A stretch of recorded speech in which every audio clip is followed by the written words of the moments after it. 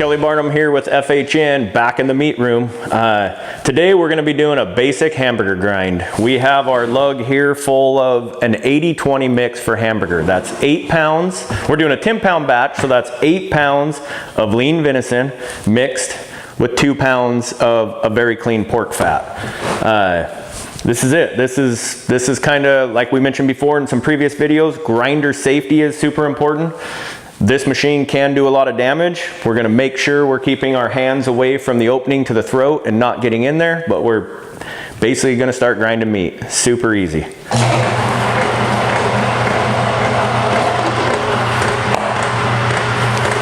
You're just kind of watching the grinder as you feed the meat, making sure that nothing's kind of binding up, nothing's not pushing through the grinder, that every piece of meat I drop in is quickly being pulled forward. If you start to see it back up in the throat, give the grinder a second, let it catch up, and then begin feeding again. Now when I'm adding my fat, I actually like to kind of mix it in as I'm grinding. Put in a pound or so of meat, and then go ahead and run that fat. And then I'll clean it up with a little bit of meat behind it, and then I'll run my fat.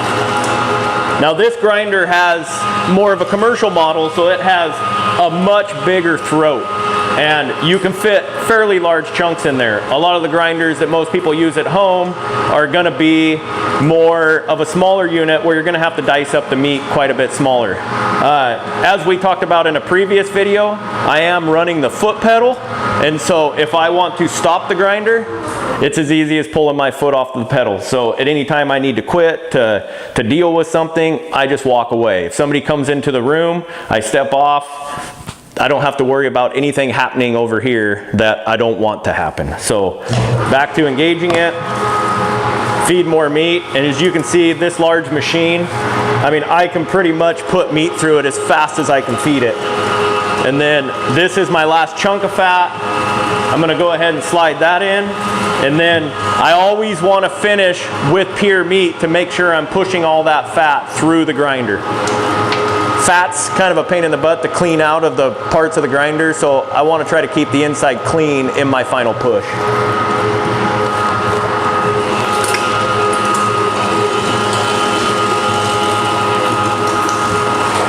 And that is the first grind on 10 pounds of 80-20 hamburger. We're gonna switch out some plates.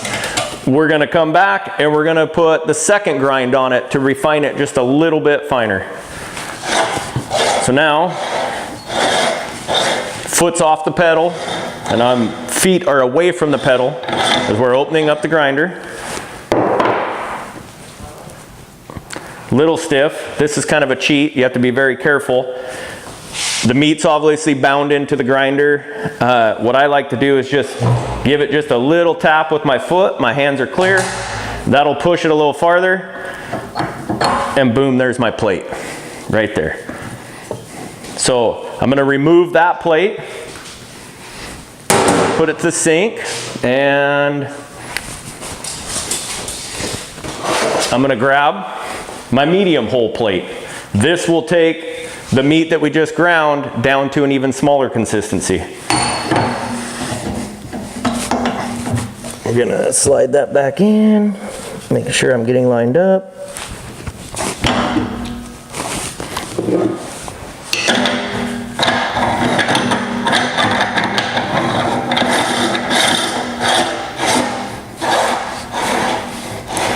Reattach the collar.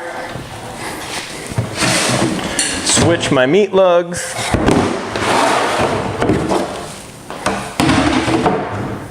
And now we are ready for pass 2. I'll kind of give this just a quick mixing to kind of distribute the fat a little more evenly. And now we're going to start feeding for round 2.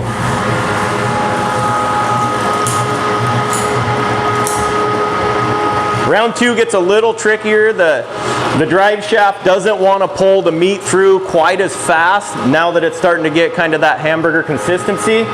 So what I do is I grab a handful off the tub, stick it in the bowl on top of the grinder, and then I'll just kind of separate smaller chunks to drop into the grinder and kind of watch it. Once I see that chunk pulled through where I can't see it, then I'll drop another chunk. It is very important when you're grinding meat, especially when dealing with fat, that you keep, sorry about that, you keep the product as cold as possible. What I like to do is actually try to grind it when it's almost still like 10, 15, 20% frozen. Still has kind of an icy feel to it, but is really flexible. The colder that those fats are when they go through the grinder, the easier they'll go through the grinder. And that's a good pro tip, because warm fats will make a mess out of the grinder.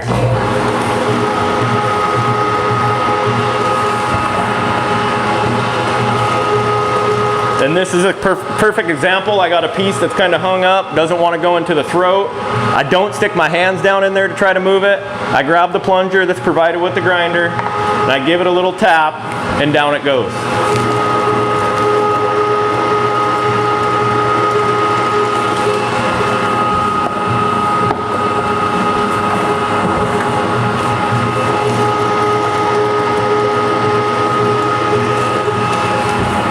Getting the last out of the tub here. Want to make sure we get every single drop of it in the grinder.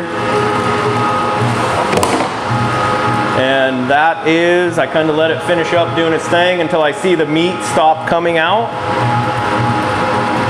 And then I know I got it. So this particular grinder does a really good job of, as you can see, mixing the fat in with the meat. So I don't do a whole lot of time when I'm doing hamburgers and doing my grind, preparing it for different processed foods, of trying to get the fat mixed consistently, because this grinder here tends to do a really good job. And you can see how the color of that went from kind of the dark red to the more of the pinkish color.